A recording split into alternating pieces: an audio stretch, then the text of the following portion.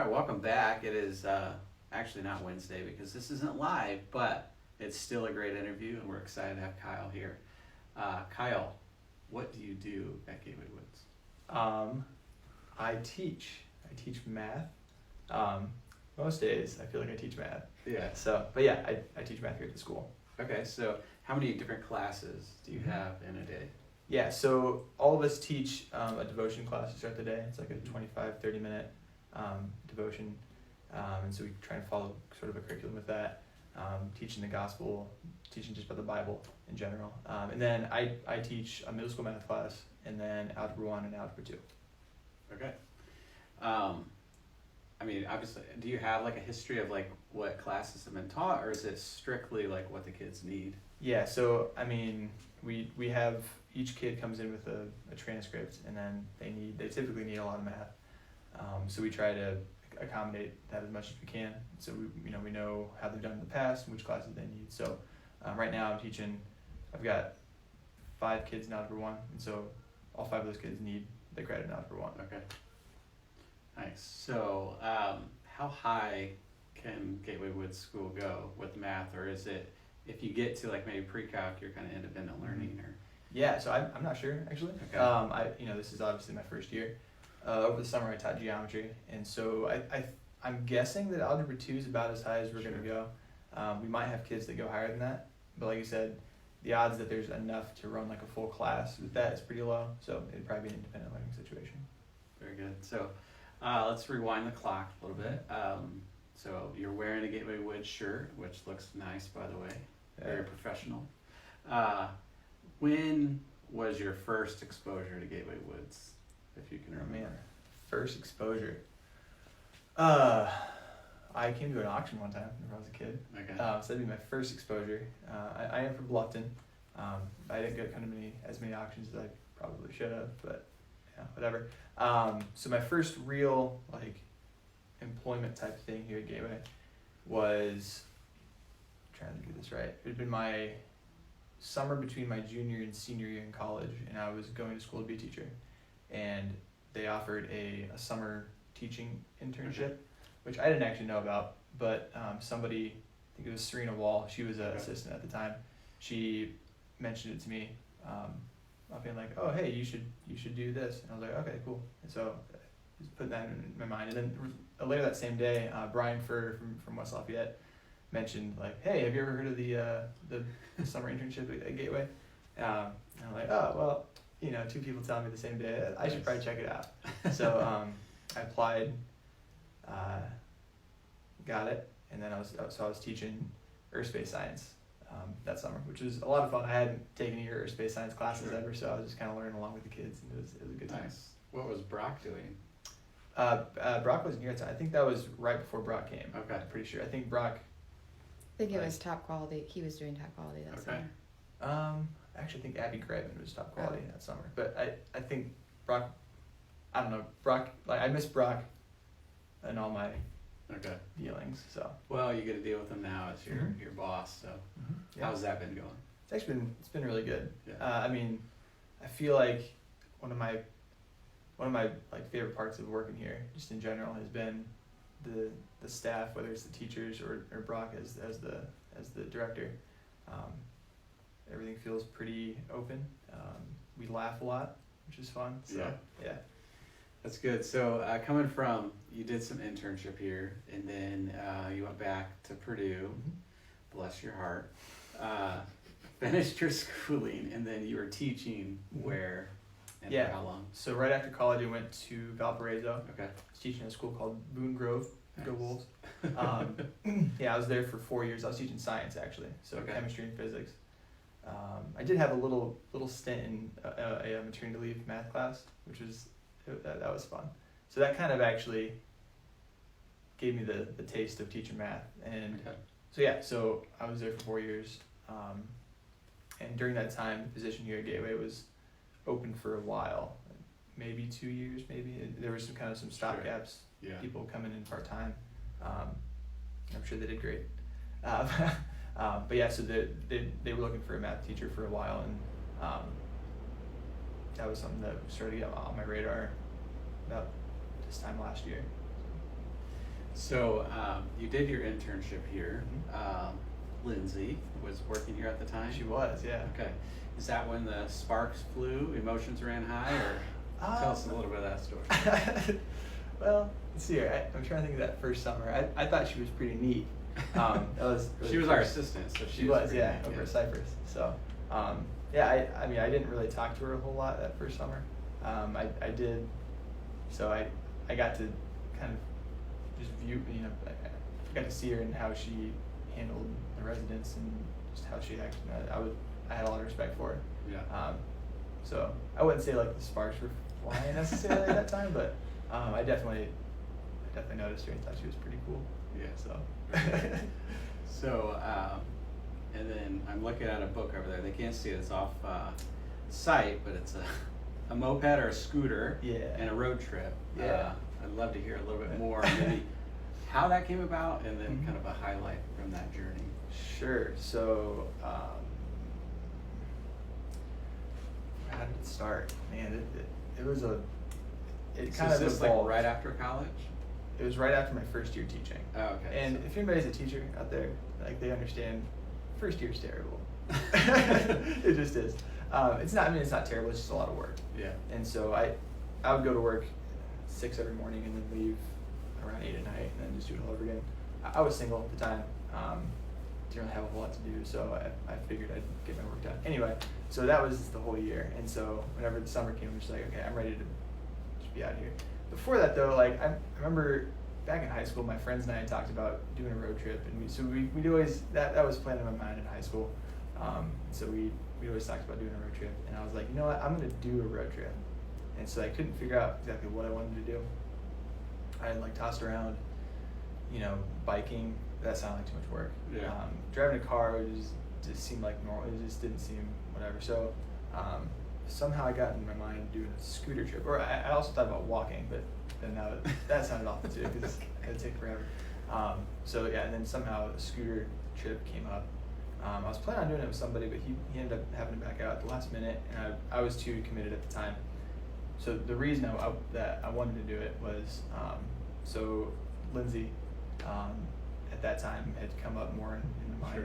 and I was praying about her a lot more seriously, and so I wanted to just kind of make sure that my mind was in the right spot, and so I bought a moped and drove to Maine, kind of in a meditative, slowly moving. The journey to thing. Maine, not Mecca, Maine. Maine, yeah.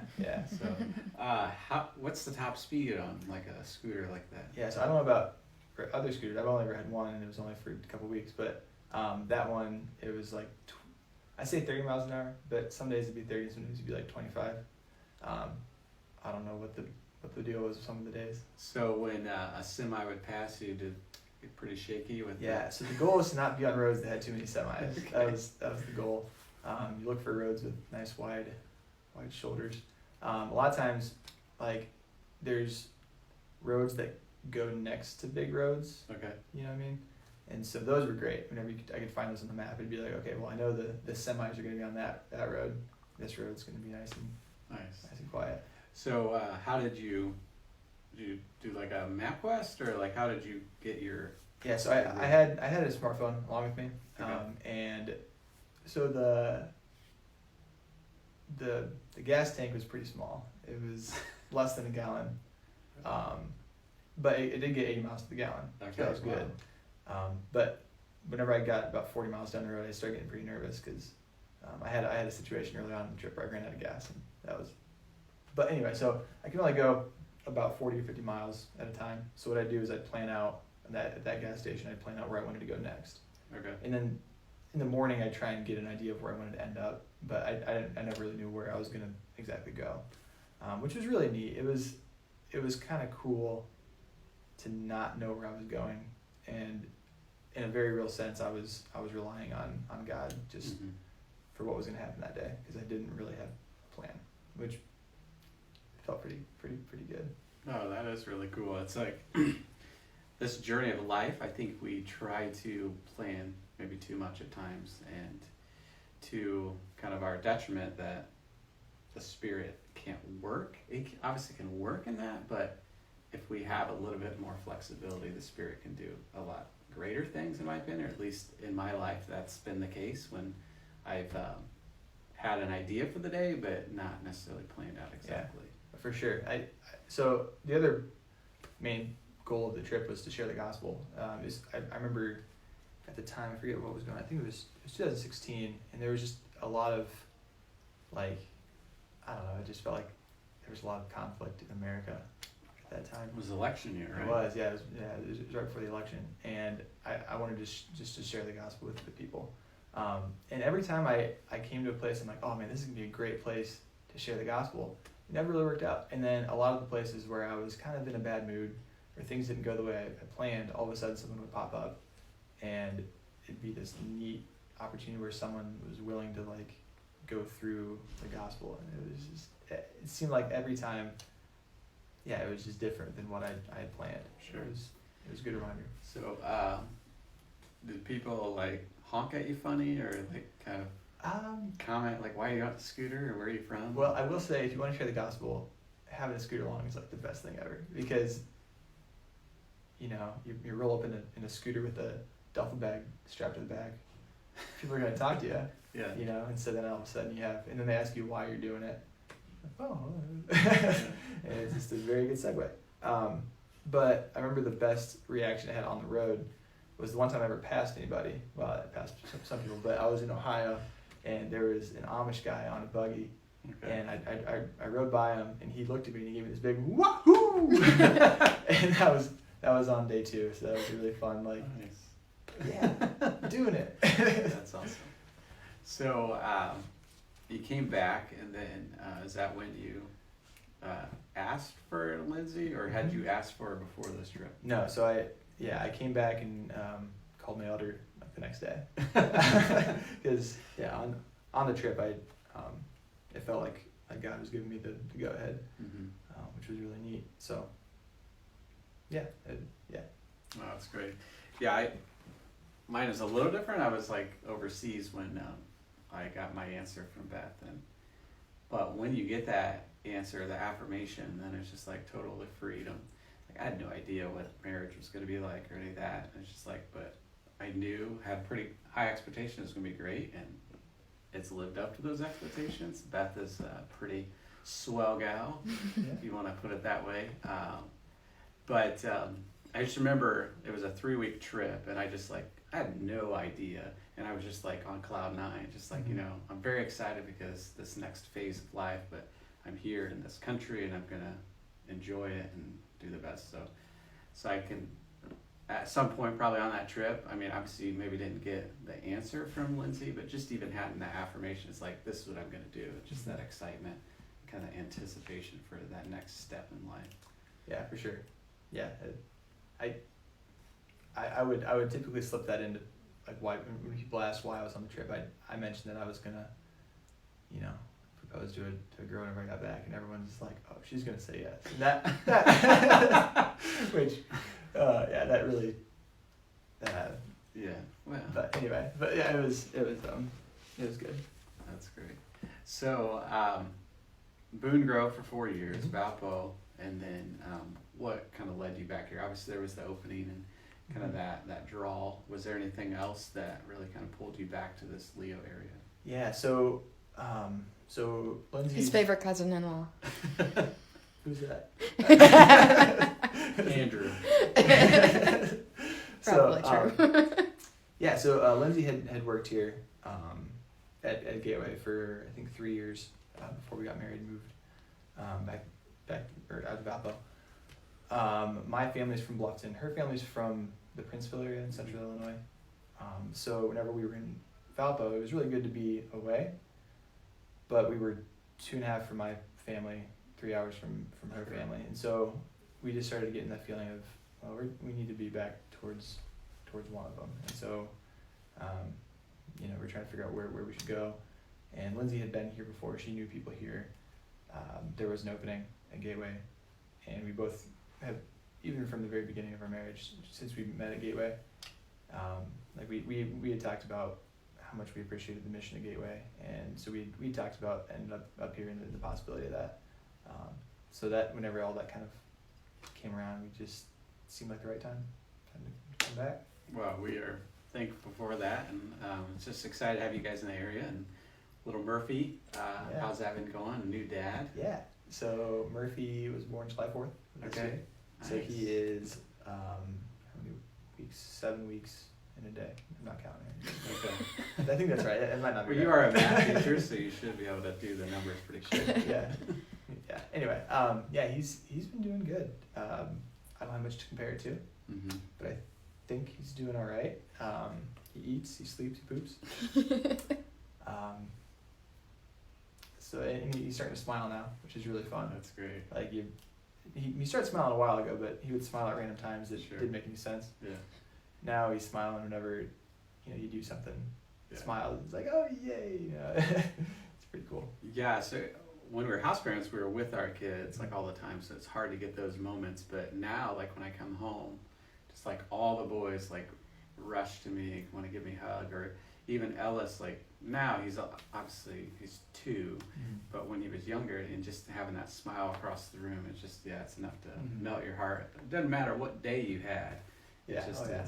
it's nice, and it's just I love being able to come home. And so I would encourage you and myself. It's like leave the day here and Mhm. just be intentional when you get home to Sure. invest in Murphy and Lindsay and that family time at home. Yeah, I'm definitely looking forward to whenever he recognizes who I am. I think he's still at the point where I could be a stranger, but he'll get there. But yeah. No, that's great. So what are some goals you have for this year for the school? Yeah. So I think in general, this is usually true, and it's pretty true now. Students at Gateway, and just students in general, a lot of times have a pretty negative reaction to math. Yeah, I feel like that's probably fair. I do too. So it's fine. no, Yeah. no offense to you. My No, dad's yeah, a CPA, so I just Yeah. numbers and I just don't get along. So. There you go. So anyway, yeah.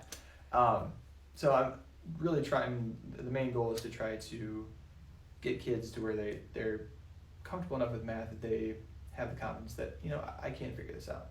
And so whenever they go back to public school or wherever they go after this, or even while they're here, just to see themselves succeed at something, and then hopefully that can translate onto whatever else they're doing. Because the kids ask me all the time, when are we ever going to use this?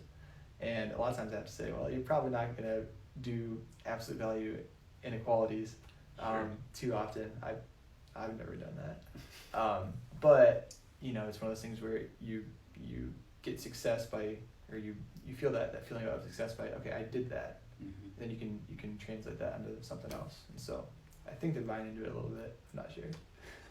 But yeah. Very good. So what is one thing God has taught you in your time here at Gateway? Ooh. Yeah, good question. Definitely that I have a lot to learn. He's humbling me all the time. I thought I was a pretty good teacher. Whenever I was over at Valparaiso and Boone Grove, and I had really good kids there, so it was easy for me to think that. And now here, it's just a different environment. Not a bad environment. It's just I've got a lot to learn. Mm-hmm. And so there's things here that I didn't have to deal with at Boone Grove. There's things I dealt with over there at Boone Grove that I haven't had to deal with here. It's just different. And so God is constantly telling me, you're not as good as you think you are, which is good. I think we all need that. So what is your average class size here? Yeah, pretty small. Definitely smaller than it was at Boone Grove. So my middle school class has 2 kids. My Algebra 1 has 5, might be going to 6, Okay. depending. And then Algebra 2 has 4. Okay. So it's So pretty small. I mean, that's quite a bit of difference with 25, 30, like at a 24. normal- I was pretty adamant that Okay. we're 24. Yeah. So, I mean, what is the biggest contrast or difference, like, with such a small class versus the bigger? Oh man, yeah.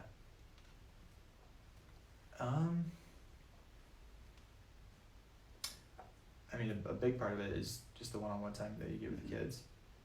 That's huge.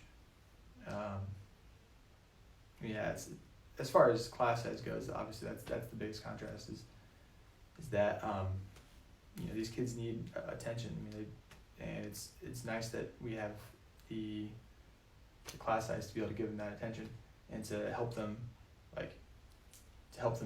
use each other for help and to help hopefully build those relationships where they can learn how to use each other to grow. And so that's been really good. Yeah, no, I can imagine. So, yeah, like a lot of people probably homeschool because you can have that more intentional and kind of that one-on-one time. Where the bigger class, it's harder to do that. So very good. So, lastly, I mean, is there anything else you want to add? I have one more thing like I want to talk about, but I don't know. Do you have Go any for it. favorite memories either from your internship or from your current position? Whether you interacted with a student or resident. Well, the stuff that the kids say is hilarious all the time. I can't think of anything specific like right now. It's funny how that works. Like you remember that they said something funny and that you laughed. I can't remember what those things were now, but yeah, any strange thing that the students say are just really funny, and I enjoy that. I mean, Gateway in general has a lot of just positive memories. I remember going to the houses for lunch whenever I was here in the summer.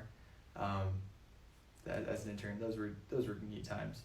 Just to see how the house parents and the house parent kids and the residents all interacted in a family environment. sure. That was just neat. There was conflict a lot, but it was neat to see how the people worked through that, you know. And then the food was great too, especially when Lindsay was cooking. Yeah, that's one thing I definitely miss is the nice meals in the houses. So, What are you saying about that? well, just being on campus, it's like I have to go home to have that meal, and usually have to have leftovers or whatever, which is fine. But like through the summer, it's like all these volunteers are heading to a house, and the meals are there, and I look and can't find my meal, and I have to go home. It's just there's that difference, that loss there. Beth is a great cook, so it's nothing to that. So anyway, I wanted to speak into the Hog and Jog a little bit. That's upcoming. You're an avid runner, or you like to run. So why should somebody come to the Hog and Jog and participate in that event, and maybe share when it is and what you're excited about? So Yeah, well, the Hog and Jog is a 5K, a 5-kilometer run. It's 3.12 miles for you Americans. So why should you run it? Well, you always feel good after running a 5K. Do you though? I do. I don't know. I mean, you're tired, but there's like that sense of accomplishment. Yeah, there's those endorphins that they talk about. I don't know if I. Ask John how he felt after he ran How'd you feel? his last 5K. Yeah, I threw up the one year, but that was because that's good. I was walking, I was kind of having fun, and then somebody egged me on, and I sprinted the last eighth of a mile. See, it's all about starting conservative. Yeah. You know, yeah, I got you. Yeah. So I finished strong. It felt good until, whatever.